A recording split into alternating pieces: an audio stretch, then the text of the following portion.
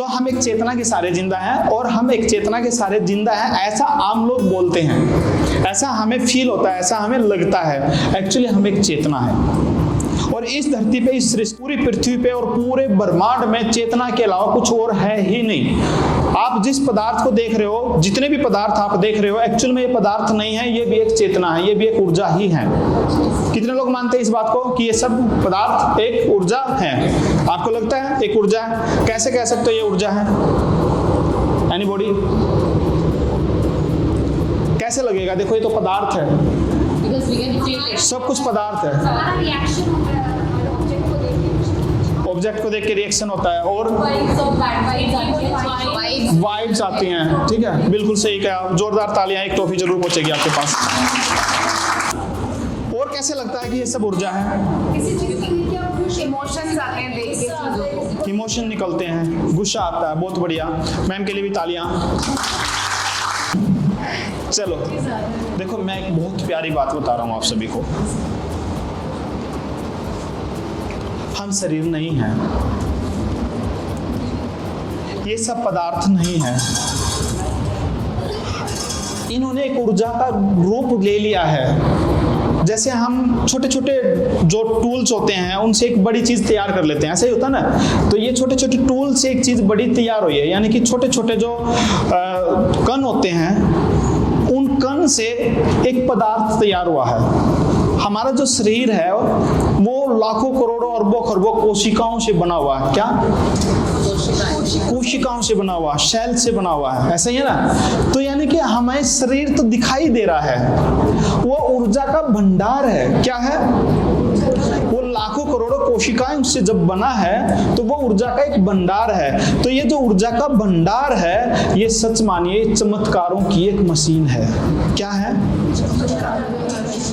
हमारा शरीर, मेरे साथ बोलिए, हमारा शरीर चमत्कारों की एक मशीन है।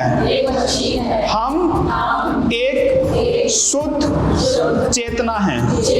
हम एक शुद्ध चेतना हैं। हम जो चाहें वो सोचने मात्र से अपने जीवन में प्राप्त कर सकते हैं, क्योंकि हम एक चेतना है।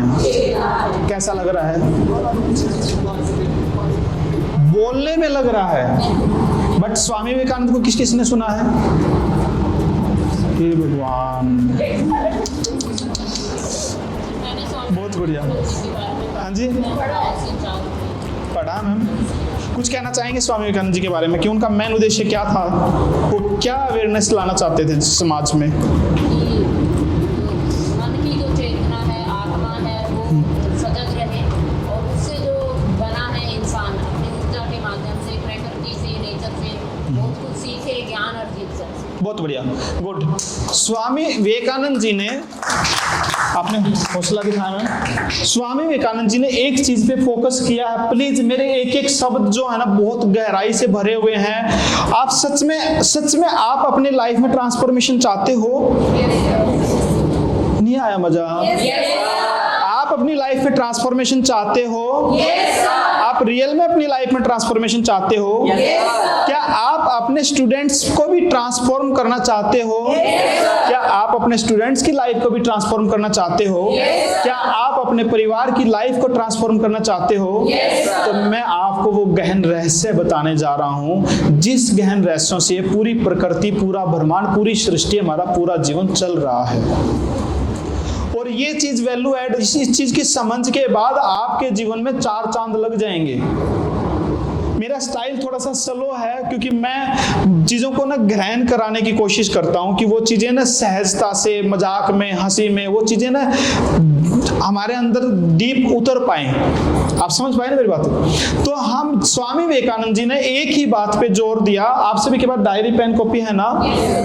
तो मैं आपको एक बात कहना चाह रहा हूं कि उन्होंने बार बार एक बात को कहा है कि हमें आत्मबोध होना बहुत जरूरी है, आत्मज्ञान होना बहुत जरूरी है, सेल्फ रियलाइजेशन होना बहुत जरूरी है।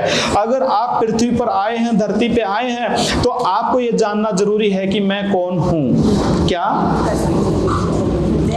मैं कौन हूं? आप नोट कर लीजिए और इस ज्ञान को ग्रहण करने के लिए थोड़ा समय निकाल करके अपने टीचिंग के टाइम के बाद, अपने फैमिली टाइम के बाद, अपनी सेल्फ ग्रोथ के लिए, अपने सेल्फ ट्रांसफॉर्मेशन के लिए इस चीज को जान लीजिए कि मैं कौन हूं। सेल्फ रियलाइजेशन के लिए अपना समय निकालिए। उससे होगा क्या, पूछो।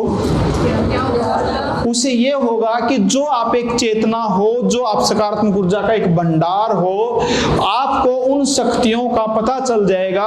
और जब आपको उन शक्तियों का पता चल जाएगा तो आप अपने लाइफ को इतना आनंद में, इतना ब्लिसफुल, इतना ब्लिस में बना लेंगे, इतना जॉय, खुशी, उत्साह, जोश, उमंग, इन सब चीजों से भर लेंगे। और एक बहुत अच्छी बात बताऊं, पूछो क्या? आपके जीवन में ना किसी भी कदम पे ना डर नाम की कोई चीज नहीं रहेगी। क्या?